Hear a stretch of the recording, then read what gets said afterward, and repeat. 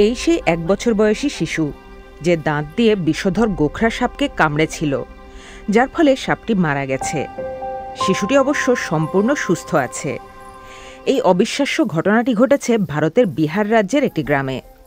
শিশুটির নাম গোবিন্দ এবং খবরটি ছড়িয়ে পড়ার পর থেকে মানুষজন তাকে দেখতে আসছে। সাপটি তাকে কামড়াতে এসেছিল, কিন্তু সে সাপের মুখে ধরে নিজের দাঁত দিয়ে কামড়ে দেয়। এরপর তার শরীরে সংক্রমণ দেখা দেয়।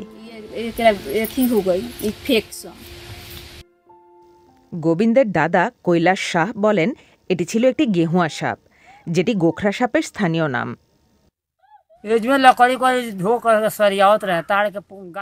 গোবিন্দের মা কাছেই কাঠ ও পাতা জোগাড় করছিলেন। সেগুলো কুড়িয়ে সে একপাশে রাখছিল। গোবিন্দ মায়ের কাছাকাছি খেলছিল। হঠাৎ একটি ছোট সাপ দেখে সে তা ধরে দাঁত দিয়ে কামড়ে দেয়। এটি ছিল একটা বাচ্চা গোখরা। একটি শিশু কিভাবে জানবে যে এটি সাপ নাকি অন্য কিছু? আমরা বড়রা জানি এটা সাপ এবং আমরা ভয় পেতাম। যখন সে সাপটিকে কামড়ায় তার মা দেখেন এবং সঙ্গে সঙ্গে সাপটি ফেলে দেন। পরে যখন তাকে দুধ খাওয়াতে যায় তখন গোবিন্দের দাঁতে রক্ত দেখতে পায়। কিন্তু সাপটি শিশুকে কামড়ায়নি, গোবিন্দই সাপটিকে কামড়েছিল। এরপর তাকে সরকারি হাসপাতালে ভর্তি করা হয়। সে সেখানে 2 দিন ছিল এবং পরে বাড়ি ফিরে আসে।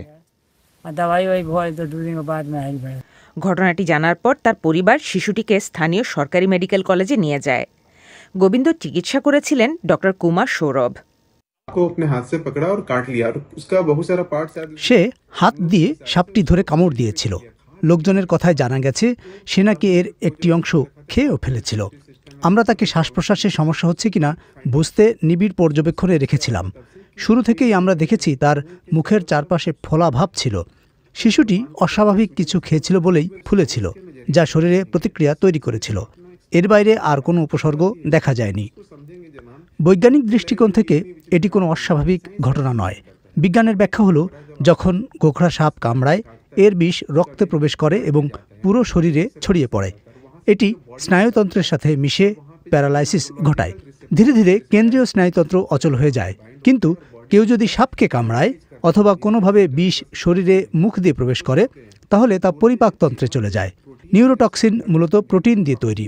মুখ দিয়ে প্রবেশ করলে পরিপাকতন্ত্র এনজাইম নিঃসরণ করে, যা প্রোটিন ভেঙে দেয়। যেমন আমরা খাবারের প্রোটিন হজম করি।